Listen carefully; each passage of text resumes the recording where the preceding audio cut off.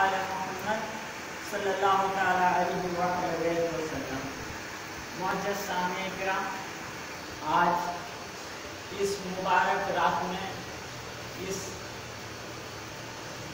عظیم شان برکت والی رات میں ہم تمام اس محفل اس بچ میں شامل ہو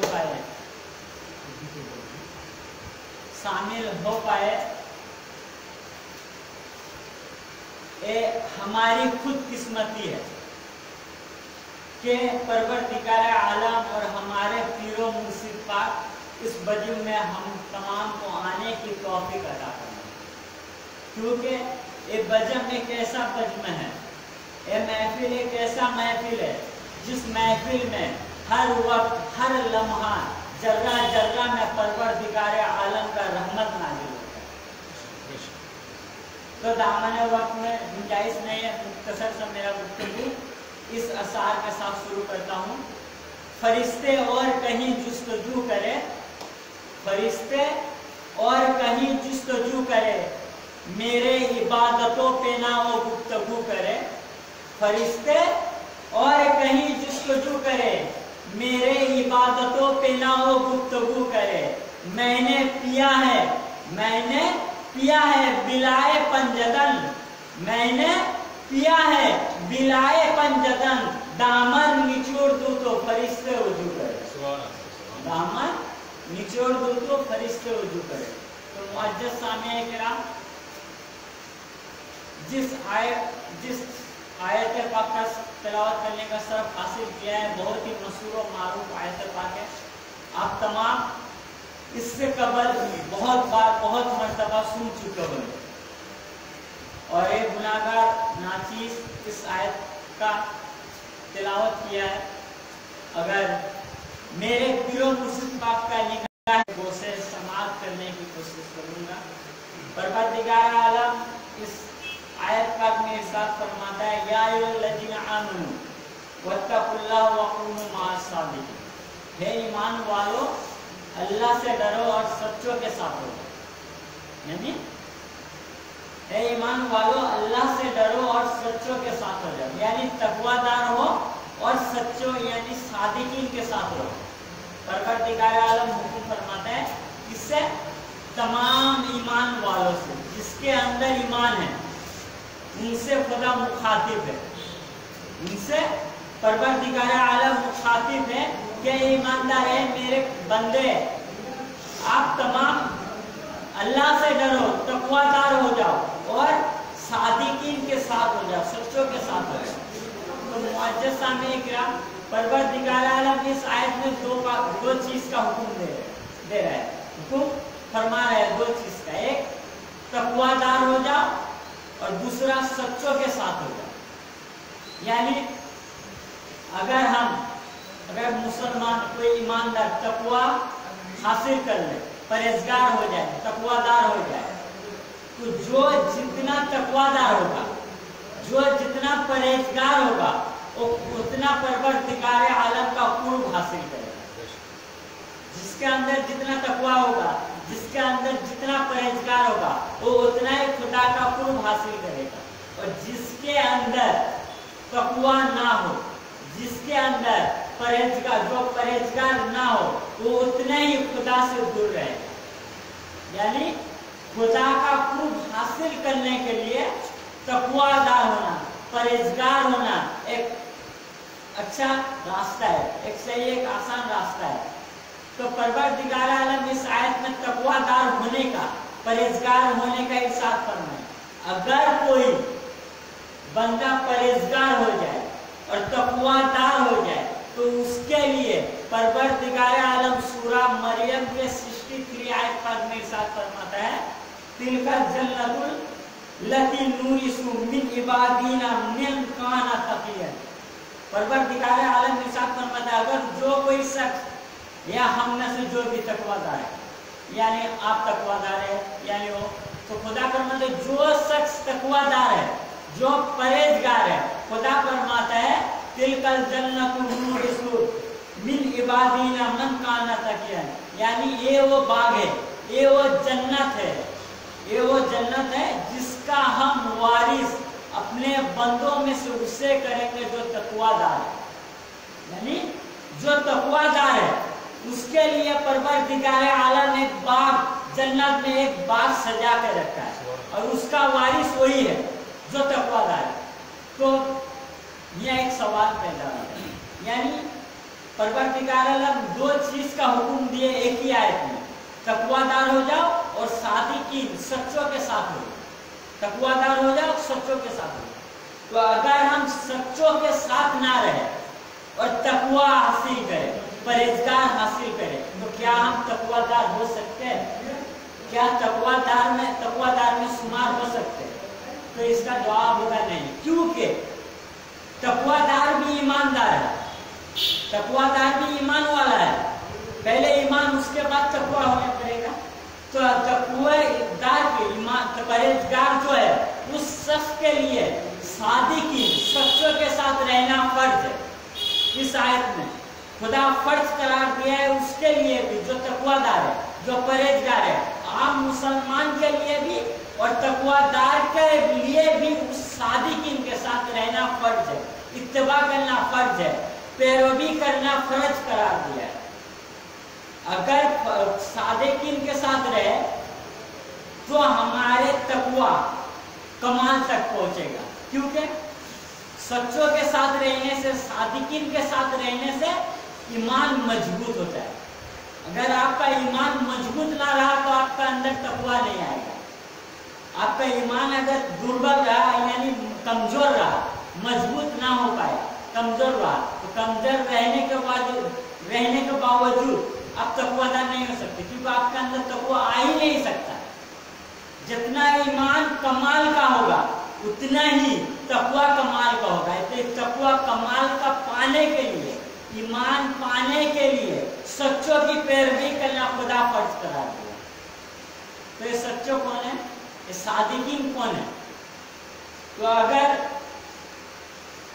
इस आयत में देखें, कुछ लोग कहते हैं कि इस आयत के सादिकीन हर कोई, यानी हर कोई है, हम में से हर कोई।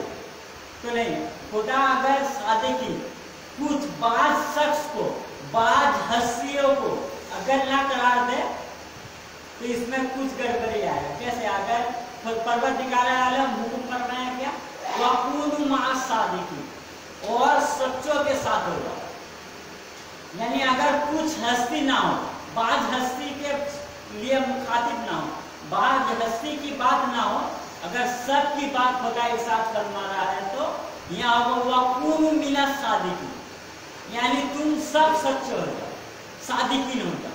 तो खुदा ने क्या फरमाया? वकूनू मअ सादिकीन, सच्चों के साथ हो जाओ, सादिकीन के साथ हो जाओ। यानी अगर एक बात समझे, अगर हम सब हैं, इस आयत में सच्चों की पैरवी करना खुदा फर्ज करार दिया, तो अगर हम सब सच्चे हो जाए तो पैरवी कौन करेगा? इत्तबा कौन करेगा? जरा हम भी सच्चे हैं, यहाँ जितने बैठे तमाम सच्चे, तो हम में से कौन पैरवी करेगा? तो सच्चों की पैरवी करना फर्ज है। अगर इनमें से एग्जाम्पल दे रहे, जनाब मौलाना वलीउल्लाह कादरी साहब हफीजुल्लाह, वो सादिकीन है, वो सच्चे, तो एक आदमी सच्चे रहने से तो हम तमाम इनकी पैरवी कर सकेंगे, हम तमाम पैरवी कर सकेंगे। अगर यहाँ हर कोई सच्चा हो तो कोई पैरवी कर नहीं सकता, कोई इत्तबा कर ही नहीं सकता, क्योंकि तमाम सच्चे है ना। समझ में आ रही है ना बात? तमाम जब सच्चे हैं तो पैरवी करने की कोई बात नहीं। अगर इनमें से एक सच्चे हो तब ना तमाम पैरवी करेंगे। तो ये आयत से भी समझ में आता है कि कुछ हस्तियों के लिए खुदा फरमाया और कुछ हस्ती सादिकीन हो सकता है, हर कोई नहीं। और इस आयत की तफसीर में इमाम फखरुद्दीन राजी तफसीरुल कबीर में फरमाते हैं, इस आयत के जो सादिकीन है उनके लिए मासूम होना जरूरी है, मासूम होना जरूरी है।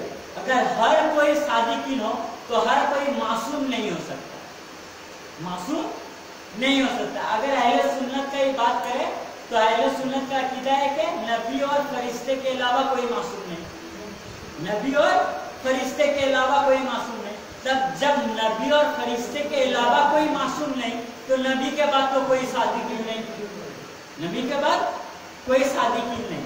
تو اس کا مطلب ہے کہ نبی کے بعد بھی صادقین ہونا ہے. اور فرماتے ہیں کہ یہ صرف نبی کے زمانے میں نہیں تھے. کون؟ امام فخر الدین رازی. اس آیت کے جو صادقین ہیں وہ صرف اور صرف نبی کے زمانے میں نہیں، وہ ہر زمانے میں تھے. یعنی اس آیت کے صادقین ہر زمانے میں پائے جاتے ہیں. یعنی اس سے پہلے زمانے میں، اس سے پہلے، ابھی ہے، کل بھی رہیں گے، کل قیامت تک اس آیت کے صادقین رہنا ضروری ہے. کیونکہ اگر صادقین نہ رہے تو سچوں کے ساتھ کون ہوگا؟ صادقین کے ساتھ کون ہوگا؟ جو اگر ہم ہوئیں گے تو ہمارے لیے تو رہنا ضروری ہے، جس کے ساتھ ہوں گے اسے ان کا رہنا ضروری ہے. تو امام فخر الدین رازی فرماتے ہیں ہمیشہ رہنا ضروری ہے، فرض ہے صادقین کا رہنا. اور کیا؟ معصوم ہونا. جو سب سے بڑا پوائنٹ امام فخر الدین رازی دیے، کیا؟ معصوم. تو معصوم کون ہے؟ پروردگار عالم سورہ احزاب کے 33 نمبر آیت میں ارشاد فرماتا ہے انما یرید اللہ لیذھب عنکم الرجس اہل البیت یطہرکم تطہیرا. یعنی پروردگار عالم ارشاد فرماتا ہے کہ اللہ نے ارادہ کیا اے نبی کے اہل بیت آپ میں سے تمام ناپاکی کو دور رکھ کر اور تمہیں اور پاک صاف کرے. یعنی اللہ کا ارادہ ہے کہ نبی تمہارے گھر والوں کو پاک رکھنے کا، پاک ستھرا رکھنے کا، صاف صفائی رکھنے کا. کیا پاک؟ ایک ظاہری پاک، ظاہری نہیں، باطنی پاک. باطنی ظاہری دونوں پاک، دونوں سے ہی خدا پاک رکھنا چاہتا ہے. یعنی اس کا مطلب یہ نہیں کہ ان کے اندر ناپاکی ہے، ناپاکی ہے. سمجھئے ہم راستے سے چلتے ہیں تو اگر وہاں ناپاکی رہے تو ہم کیا کرتے ہیں؟ ناپاکی کو ہٹاتے ہیں کہ ہم ہٹ جاتے ہیں؟ ہم ہٹ جاتے ہیں. اسی طرح خدا نے اہل بیت کو ناپاکی سے دور ہٹایا ہے. یہاں ناپاکی ہے، ناپاکی سے اہل بیت کو ہٹا دیا ہے. یعنی ناپاکی ان کے پاس جا ہی نہیں سکتا، جا ہی نہیں سکتا. تو اس آیت کے تفسیر میں ترمذی شریف، تمام کتب اہل سنت، معتبر کتب اہل سنت میں ہے کہ اس آیت کی شان نزول میں مولا علی، امام حسنین کریمین علیہ السلام، سیدہ طاہرہ طیبہ بتول پاک سلام اللہ علیہ کے اوپر نازل ہوا. جب اس آیت پاک کو نازل ہوا تو رسول پاک چادر اڑا کر، مختصر میں کہہ رہا ہوں، چادر اڑا کر خدا کے پاس دعا کیے کہ اے اللہ یہ ہمارے اہل بیت ہے، ان سے تمام ناپاکی کو دور رکھ اور انہیں پاک ستھرا کر. تو یعنی معصوم. فخر الدین رازی کا قول تھا اس آیت کا جو صادقین ہے اس سے معصوم ہونا ضروری ہے، معصوم ہونا ضروری ہے. اور اس آیت میں پروردگار عالم تمام اہل بیت علیہ السلام کو معصوم قرار دیا ہے. محفوظ عن الخطا کہا جاتا ہے. یعنی اہل سنت کا یہ عقیدہ ہے محفوظ عن الخطا، یعنی خطا سے معاف. تو یہ ایک بات سمجھیے پوائنٹ، محفوظ عن الخطا وہی ہو سکتا ہے جو خطا سے جو معصوم ہے. جو معصوم نہیں ہے وہ محفوظ عن الخطا ہو نہیں سکتا. یعنی آسان لفظ میں سمجھے، میرے اندر اگر گناہ سے میں محفوظ نہ رہا تو معصوم کیسے ہو؟ معصوم ہونے کے لیے گناہ سے محفوظ ہونا ضروری ہے. تو خدا نے گناہ سے محفوظ رکھا. یہ اہل سنت کے یعنی کچھ بعض علماء کا عقیدہ ہے کہ محفوظ عن الخطا، خطا سے محفوظ ہے، خطا سے بچا کے رکھا ہے خدا نے. یعنی جو خطا سے بچا ہوا ہے وہی معصوم ہے.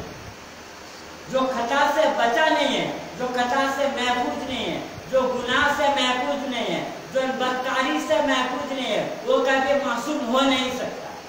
معصوم ہونے کے لیے شرط ہے کہ وہ گناہ سے محفوظ ہو، خطا سے محفوظ ہو اور تمام ناپاکی سے بھی محفوظ ہو. تو اہل بیت علیہ السلام معصوم ہے. تو اس سے ایک پوائنٹ نکلتا ہے جو صادقین ہیں انہیں معصوم ہونا ضروری ہے، اور پروردگار عالم اہل بیت علیہ السلام کو معصوم قرار دیا. کون کون معصوم؟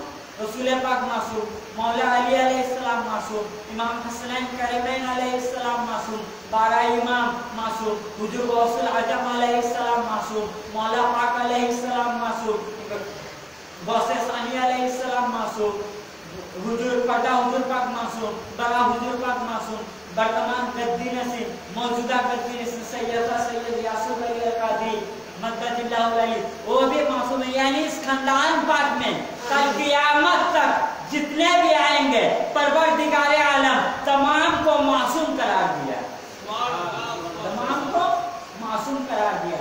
तो ये तमाम में से और क्या पॉइंट था, ये हर जमाने में रहना जरूरी है। तो ये जमाना इस जमाने पे भी है। तो इस आयत के तफसीर में मैं बात में आता हूँ। इस आयत के तफसीर में तमाम मुफस्सिर क्या तफसीर करते हैं कि तफसीर दुर्र मंसूर जिल्द 4 सफ़ा नंबर 290, तफसीर रूहुल मानी जिल्द 11 सफ़ा नंबर 41, हाफिज शौकानी फतहुल कदीर जिल्द 2 सफ़ा नंबर 414, इमाम हाकिम निसापुरी सवाइदुल तंजील जिल्द 1 सफ़ा नंबर 259। तकरीबन 30 किताब का रेफरेंस रखा हूँ, 30 किताब में। तो इस तमाम किताबों में अब्दुल्लाह इब्न अब्बास से रवायत है कि अन इब्न अब्बास वक़ूनु मअ सादिकीन क़ाला अली। अब्दुल्लाह इब्न अब्बास इस आयत के तफसीर में फरमाते हैं जो सच्चों के साथ हो जाओ, इमाम अली अलैहि क़ाला वक़ूनु मअ सादिकीन क़ाला मअ अली, यानी सच्चों के साथ हो जाओ, सादिकीन के साथ हो जाओ, यानी अली के साथ हो जाओ। यानी इस आयत का सादिकीन एक मौला अली अलैहिस्सलाम। तो क्यों सवाल होता है ना, क्यों मौला अली? तो इमाम अब्दुल्लाह इब्न अब्बास इसका जवाब देते हैं इसलिए कि लिए अल्लाह सैयदुस सादिकीन, यानी अली अलैहिस्सलाम तमाम सादिकीन के सरदार है। इमाम अली अलैहिस्सलाम तमाम सादिकीन के सरदार है। यानी जो इमाम अली अलैहिस्सलाम को सैयद ना माने, सरदार ना माने, वो सच्चा हो ही ना सकता, वो सादिक हो ही नहीं सकता। किसका फतवा है? अब्दुल्लाह इब्न अब्बास का फतवा है, ये मेरा फतवा नहीं है। अब्दुल्लाह इब्न अब्बास फरमाते हैं अली के साथ हो जाओ, इसलिए ये अन्नाहु सैयदुस सादिकीन, चूंकि वो सैयद सादिकीन के सरदार है। तो ये एक सवाल और भी जहन में आ सकता है, क्या परवरदिगार आलम यानी जिसको थोड़ा ग्रामर का इल्म है, यानी यह सादिकीन परवरदिगार आलम यह जमा का सीगा इस्तेमाल किया है, जमा का सीगा। और मैंने तफसीर से मौला अली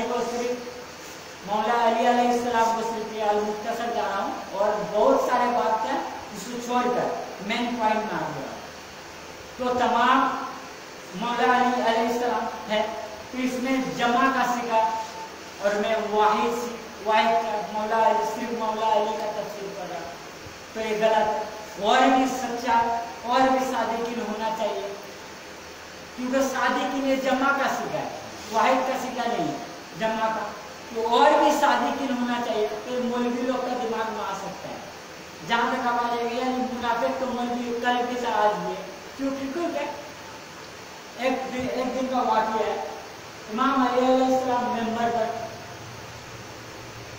खड़ा थे, तो नीचे तक नहीं लगा, एकदम ऊपर वाले मकान में चल गए। जब रसूल पाक का दौर था, हजरत अबू बकर हुए खलीफा, यानी हजरत अबू बकर खलीफा, तो नीचे के स्थान में नीचे के ताज में खड़े थे। उसके बाद उनका जमाना गया, फारूक हुए खलीफा, उसके ऊपर वाले ताज में गए, उस्मान हुए नीचे वाले, उससे नीचे आए, तो उस्मान भी उनसे नीचे आए। जब मौला अली अलैहिस्सलाम का दौर आया, तो मौला अली अलैहिस्सलाम उस जगह पर, उस मकाम पर जाके खड़े हुए जिस मकाम पर रसूल खुदा खड़े थे। तो खड़े थे तो मस्जिद नबी में तो मुनाफिक भरे पड़े हुए थे, तो सब मुनाफिक परेशान हो गए, क्या करने लगे, मानने शुरू कर दिए। क्या हो गया? रसूल पाक जिस मकाम पर खड़ा थे, इमाम अली उस मकाम पर खड़ा हो गए। तो और सबका बदन पसीना पसीना था। तो मौला अली देखे और देख के मुस्कुराने लगे। तो मुस्कुराने के बाद फरमा रहे, तुम ये देख कर परेशान हो गए, मैं तो वो अली हूँ जो रसूल के कंधे पर चढ़ा हूँ। इमाम अली फरमाते जो रसूल पाक जिस मकाम पे खड़े थे, उस मकाम पे खड़े होने हो गया, इसलिए आप परेशान हैं। मैं तो वो अली हूँ जो रसूल खुदा के कांधे पर चढ़ा हुआ है। तो आज के दौर में भी वैसा मुनाफिक, वैसा ही मुनाफिक, उनके नस्ल का ही मुनाफिक भरा पड़ा हुआ है। तो उसके दिमाग में इसकाल होगा, उसके जहन में इसकाल होगा। बोले वाले मुसलमान को बहकाएगा कि जमा का सिक्का है, और एक कहेगा अरे मेरे जहाँ जमा का सिक्का है। तो मैंने कहाँ सिर्फ कहा जब इमाम अली अलैहिस्सलाम इस आयत के सादिक़ीन है, बल्कि इस आयत का सादिक़ीनों के सरदार है मौला अली। जो मौला अली को ना माने वो सच्चा हो ही नहीं सकता। तो इस आयत के तफसीर में तमाम तफसीर में है। बिलखुसूस इमाम हाकिम जो सवाइद लिखा है, इमाम उसका हानी जो सवाइद जिल्द नंबर 259 पर अर्जाउल मतले फराइद सिप्पी इब्न जोगी अल-तस्किरा में किया है। अन-नबी जाफर अलैहिस्सलाम फी कौलहु वक़ूलु क़ाला आले मोहम्मद अलैहिस्सलाम, इमाम जाफर सादिक अलैहिस्सलाम फरमाते हैं जो वक़ूलु मअ सादिकीन, यानी सच्चों के साथ हो जाओ, सच्चों के साथ हो जाओ, यानी आले मोहम्मद के साथ हो जाओ, यानी आले मोहम्मद अलैहिस्सलाम के साथ हो जाओ, यानी मौला अली के साथ हो जाओ, सैयदा ताहिरा तैयबा बतूल फातिमा सलामुल्लाह अलैहा का साथ हो जाओ, इमाम हसनैन करीमैन के साथ हो जाओ, इमाम जैनुल आबिदीन अलैहिस्सलाम के साथ हो जाओ, इमाम बाकिर अलैहिस्सलाम के साथ हो जाओ, इमाम जाफर सादिक अलैहिस्सलाम के साथ हो जाओ, इमाम अली रजा अलैहिस्सलाम के साथ हो जाओ, इमाम नकी अलैहिस्सलाम के साथ हो जाओ, इमाम मूसा काजिम अलैहिस्सलाम के साथ हो जाओ, हुजूर सैयदना पिराने पीर हुजूर गौसुल आजम अलैहिस्सलाम के साथ हो जाओ, हुजूर मौला पाक अलैहिस्सलाम के साथ हो जाओ, हुजूर गौसे सानी अलैहिस्सलाम के साथ हो जाओ, हुजूर मौला पाक के साथ हो जाओ, हुजूर बड़ा हुजूर पाक के साथ हो जाओ। जो इन तमाम आले मोहम्मद के साथ है, उनका ही जो ईमान है वो कमाल के दर्जे पर पहुंचा है, और जो इन आले मोहम्मद का साथ नहीं है, उनका ईमान कमाल के दर्जे पर पहुंचा ही नहीं। उनका ईमान कमाल के दर्जे के पास पहुंचा नहीं है, और उनका तकवा नामुकम्मल है, उनका तकवा कबूल ही नहीं है खुदा के पास। तो खुदा का हुक्म हासिल कर ही नहीं सकता। खुदा का हुक्म हासिल करने के लिए इस दरबार पाक में आना पड़ेगा, क्योंकि दरबार पाक के साथ रहने का ताकीद, फर्ज, पैरोवी, इत्तबा करना परवरदिगार आलम फर्ज करार दिया है। इस दरबार पाक में, इस दरबार के साथ, सादिकीन के साथ, यानी मौला अली भी सच्चा है, मौला अली भी सिद्दीकीन है, हुजूर गौसे आजम भी सिद्दीकीन है, हुजूर मौला पाक भी सिद्दीकीन है, हुजूर बड़ा हुजूर पाक भी सिद्दीकीन है, छोटा हुजूर पाक भी सिद्दीकीन है, और जो अभी मौजूदा गद्दी नसीब सैयद शाह यासूफ अली अल-कादरी मद्दजिल्लाहुल अली, ये भी सिद्दीकीन है। यानी इनका पैरवी करना हर मुसलमान पर खुदा ने फर्ज करार दिया है, हर मुसलमान पर फर्ज करार दिया। अगर कोई तकवा हासिल करना चाहे, परहेजगार होना चाहे तो उसके लिए जरूरी है ये इस दरबार पाक जो वर्तमान, जो मौजूदा गद्दी नस्ल हुजूर पाक है, उनका पैरवी करना। अगर उनका पैरवी ना करे, उनका इत्तबा ना करे, तो उसके अंदर तकवा आ ही नहीं सकता, वो परहेजगार हो ही नहीं सकता। जब परहेजगार ना हो, जब तकवादार ना हो, तो खुदा का कुर्ब हासिल ही नहीं कर सकता। यानी खुदा का कुर्ब हासिल करने के लिए इस दरबार पाक का पैरवी करना, इत्तबा करना हर मुसलमान पर फर्ज और लाजिम, फर्ज और लाजिम। जो इत्तबा करेगा वही खुदा का हुक्म हासिल करेगा, और जो इत्तबा नहीं कर पाएगा वो खुदा का हुक्म हासिल नहीं कर पाएगा। इससे पहले ही सुन रहे थे मौलाना वलीउल्लाह कादरी साहब हाफिजुल्लाह साहब, उन्होंने आपको तमाम वाक़िया तमाम करामत सुनाए, किस तरह तक़वा हासिल, तमाम कुछ मुरीदों को भी कश्फ है उनका, कुछ मुरीदों का भी बहुत बुलंद मर्तबा था। किस लिए हुआ? क्योंकि वो तमाम मुरीदे जो बुलंद मर्तबा तक पहुँचे वो तमाम अपने पीरो मुर्शिद के दिलो जान से पैरवी किए, दिलो जान से इत्तबा किए, अगर पैरवी ना करे, अगर खिदमत ना करे, यानी दिलो जान से ना करे तो कमाल के दर्जे पर ना पहुँचते। और उनके ईमान जो मजबूत हुआ था इस दरबार की खिदमत करने के बाद। तो जो मैं एक पर्दा हुजूर पाक का करामत कहकर बयान करके अपना गुफ्तगू खत्म करूँगा। यानी हमारे यहीं के करामत का है, हमारे साथ जो आते हैं नादिर भाई, अंगूर का घर है नादिर भाई का, उनका घर का एक करामत का है पर्दा हुजूर का। यानी नादिर भाई का एक बड़ा भाई था और उनका अब्बा मुरीद थे दरबार का, तो उनका एक बड़ा भाई था, उनका ट्यूमर हुआ। क्या ट्यूमर? नील वतन हॉस्पिटल में भर्ती। तो हुजूर पाक के पास आए थे, आकर उनके पिताजी उनके बाबा आकर हुजूर पाक के पास दुआ का अर्जी पेश किए, जो हुजूर पाक दुआ कर दिएगा तो मेरे बड़ा बेटा हॉस्पिटल में भर्ती, तबीयत खराब है, ट्यूमर हुआ। तो हुजूर पाक दुआ कर दिए, हॉस्पिटल में भर्ती। तो मैं मुख्तसर मैं बोल रहा हूँ, जितना बोला है मुझे उतना ही, ना रंग ना बगैर रंग लगाए कह रहा हूँ जो बयान किया है मुझे। तो उनके जो पिताजी थे वो चले गए, नादिर भाई के पिताजी घर चले गए, हॉस्पिटल से घर गए।